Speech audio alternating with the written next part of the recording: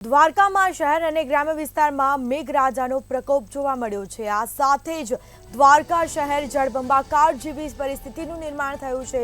દ્વારકામાં 2 કલાકમાં 9 ઇંચ વરસાદ ખાબક્યો। આજે પ્રાથમિક શાળાઓમાં રજા જાહેર કરવામાં આવી છે। કલેક્ટરના આદેશ બાદ પ્રાથમિક શાળાઓમાં રજા આપવામાં આવી છે। દ્વારકામાં 2 કલાકમાં 9 ઇંચ વરસાદ ખાબક્યો હતો, તો જેના ભાગરૂપે શાળા છે તેને રજા આપી દેવામાં આવી છે। શાળાઓમાં રજા આપી દેવામાં આવી છે। ચારે તરફ પાણી જ પાણી નજરે પડી રહ્યું છે। દ્વારકામાં ધોધમાર વરસાદ ખાબક્યો હતો। આ સાથે રસ્તા પર જાણે નદી વહેતી હોય તેવા દ્રશ્યો પણ જોવા મળ્યા છે। દ્વારકામાં 2 કલાકમાં 9 ઇંચ વરસાદ ખાબક્યો છે। તો દ્વારકા શહેર અને જિલ્લામાં મેઘરાજાનો પ્રકોપ જોવા મળ્યો છે। દ્વારકામાં 2 કલાકમાં 9 ઇંચ જેટલો વરસાદ ખાબક્યો હતો। આ સાથે આજે પ્રાથમિક શાળાઓમાં પણ રજા આપી દેવામાં આવી છે।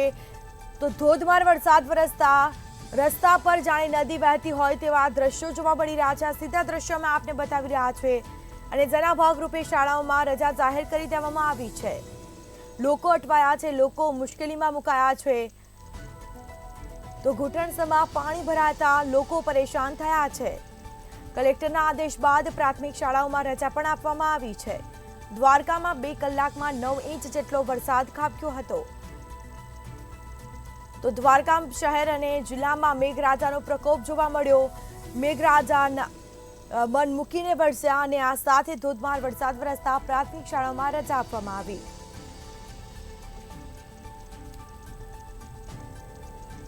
તો વધુ વિગતો સાથે સંવાદદાતા ઓમ ફોન લાઈન પર જોડાઈ ગયા છે। જી, દ્વારકામાં 2 કલાકમાં 9 ઇંચ જેટલો વરસાદ વરસ્યો અને જાણે જળબંબાકાર જેવી પરિસ્થિતિનું નિર્માણ થયું, શું માહિતી? વાત કરવામાં આવે તો કાલ સાંજની વાત કરવામાં આવે, દ્વારકાનો જે નીચાણવાળો વિસ્તાર છે, દ્વારકાનું રૂપેણ બંદર છે, ભદ્રકાલી ચોક છે, ત્યાં ઠેર ઠેર પાણી ભરાવામાં આવ્યા છે। બરોડા બેંક છે, HDFC બેંક છે વગેરે, વિષ્ણુ કરીને હોટલ છે, યમુના હોટલ છે વગેરે હોટલોમાં પાણી ઘૂસ્યા છે।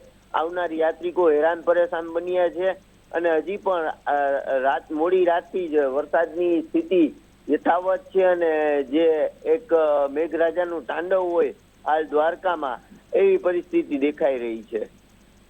જી બિલકુલ, તમામ જાણકારી આપવા બદલ આપનો આભાર। તો આ સાથે દ્વારકા શહેર અને જિલ્લામાં મેઘરાજાનો પ્રકોપ જોવા મળ્યો।